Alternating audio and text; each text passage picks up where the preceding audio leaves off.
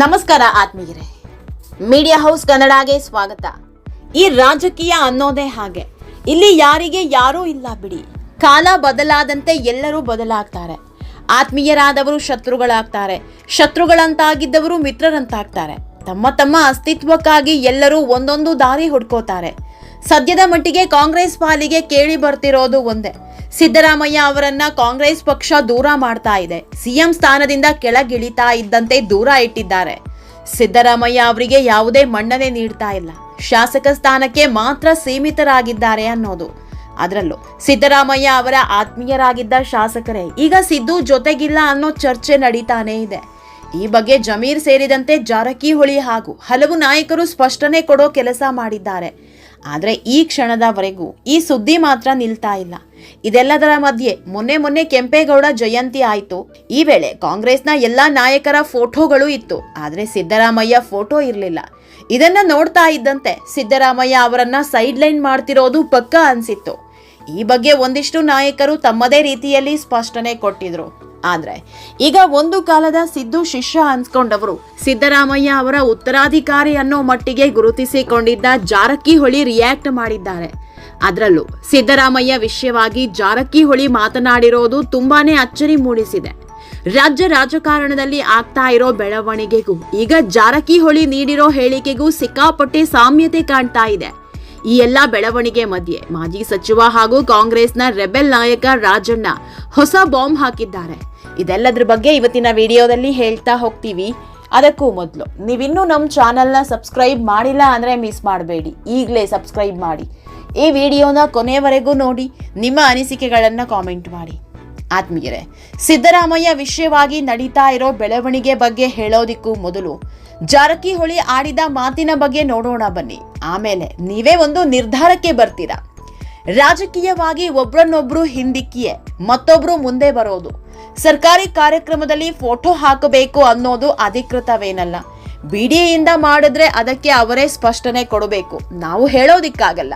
Side line ಎಲ್ಲಾ ಪಕ್ಷದಲ್ಲೂ ಇರುತ್ತೆ, ಅದು ರಾಜಕೀಯ ಸಿದ್ಧಾಂತ. ಒಬ್ಬರನ್ನ ಹಿಂದೆ ಹಾಕಿ ಇನ್ನೊಬ್ಬರು ಮುಂದೆ ಬರೋದು. ನಾವು ಕೂಡ ಅಷ್ಟೇ ಸ್ಪೀಡ್ ನಲ್ಲಿ ಓಡಬೇಕು. ಟ್ರೈನ್ ಓಡಿ ಹತ್ತಿದ ಹಾಗೆ ರಾಜಕಾರಣದಲ್ಲಿ ನಾವು ಓಡಬೇಕು. ಮನೆಯಲ್ಲಿ ಕೂತ್ರೆ ಟ್ರೈನ್ ಹತ್ತಿ ಹೋಗೋರು ಹೋಗ್ತಾರೆ, ನಾವು ಓಡಿ ಹೋಗಿ ಟ್ರೈನ್ ಹತ್ತಬೇಕು.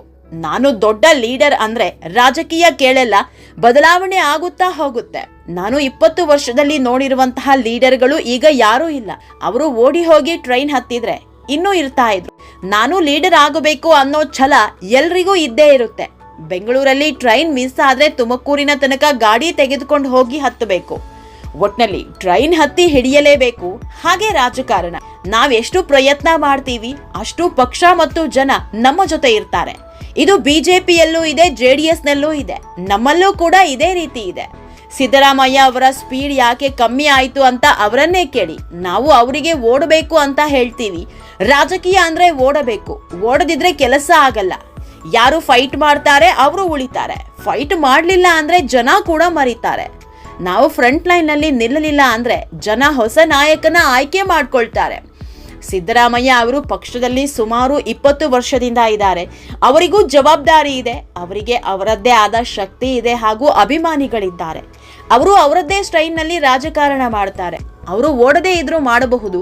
ನಾನು ಓಡಲ್ಲ, ಕುಳಿತೆ ರಾಜಕಾರಣ ಮಾಡ್ತೀನಿ ಅಂತ ಹೇಳಬಹುದು. ನಾನು ಮೈಸೂರಲ್ಲಿ ಕೂತು ಎಲ್ಲ ಮಾಡ್ತೀನಿ ಅಂದ್ರೆ ಮಾಡಬಹುದು. ಒಬ್ಬೊಬ್ಬರಿಗೆ ಒಂದೊಂದು ಸ್ಟೈಲ್ ಇದೆ. ಮಲ್ಲಿಕಾರ್ಜುನ ಖರ್ಗೆ ಅವರಿಗೊಂದು ಸ್ಟೈಲ್, ಯಡಿಯೂರಪ್ಪ ಅವರಿಗೆ ಒಂದು ಸ್ಟೈಲ್ ಇದೆ, ಕುಮಾರಸ್ವಾಮಿ ಹಾಗೂ ದೇವೇಗೌಡರಿಗೆ ಒಂದು ಸ್ಟೈಲ್ ಇದೆ.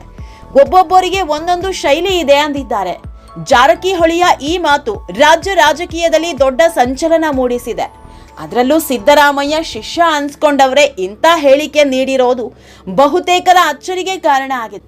ಸಿದ್ದರಾಮಯ್ಯ ಸಿಎಂ ಸ್ಥಾನದಿಂದ ಕೆಳಗಿಳಿಯೋದಿಕ್ಕೂ ಮೊದಲು ಜಾರಕಿಹೊಳಿ ಆಡ್ತಾ ಇದ್ದ ಮಾತುಗಳೇ ಬೇರೆ, ಈಗ ಹೇಳ್ತಿರೋದೇ ಬೇರೆ. ಆಗ ಸಿದ್ದರಾಮಯ್ಯ ಅವರನ್ನ ಸೈಡ್ ಲೈನ್ ಮಾಡ್ತಾರೆ ಅನ್ನೋ ಸುದ್ದಿ ಬಂದ್ರೆ ಸಾಕು ಅಬ್ಬರಿಸ್ತಾ ಇದ್ರು. ಸಿದ್ದರಾಮಯ್ಯ ಕಾಂಗ್ರೆಸ್ ಪಾಲಿನ ಆಸ್ತಿ, ಅವರನ್ನ ಸೈಡ್ ಲೈನ್ ಮಾಡಿದ್ರೆ ಪಕ್ಷಕ್ಕೆ ಹೊಡೆತ, ಅದು ಸಾಧ್ಯ ಇಲ್ಲ ಅನ್ನೋ ಮಾತು ಅಂತಿದ್ರು. ಈಗ ಸೈಡ್ ಲೈನ್ ಎಲ್ಲ ಅನಿವಾರ್ಯ ಅಂತಿದ್ದಾರೆ. ಇಲ್ಲೇ ಗೊತ್ತಾಗ್ತಾ ಇದೆ ಸಿದ್ದರಾಮಯ್ಯ ಪಕ್ಷದಿಂದ ದೂರ ಆಗ್ತಿದ್ದಾರೆ ಅನ್ನೋದು. ಆತ್ಮೀಯರೇ, ಸಿದ್ದರಾಮಯ್ಯ ವಿಷಯವಾಗಿ ಕಾಂಗ್ರೆಸ್ ಪಕ್ಷದಲ್ಲೇ ಭಿನ್ನವಾದ ಹೇಳಿಕೆಗಳು ಕೇಳಿ ಬರ್ತಾ ಇದೆ. ಕಾಂಗ್ರೆಸ್ನ ರೆಬೆಲ್ ನಾಯಕ ಅನಿಸಿಕೊಂಡಿರೋ ರಾಜಣ್ಣ ಎಚ್ಚರಿಕೆಯ ಸಂದೇಶ ನೀಡಿದ್ದಾರೆ.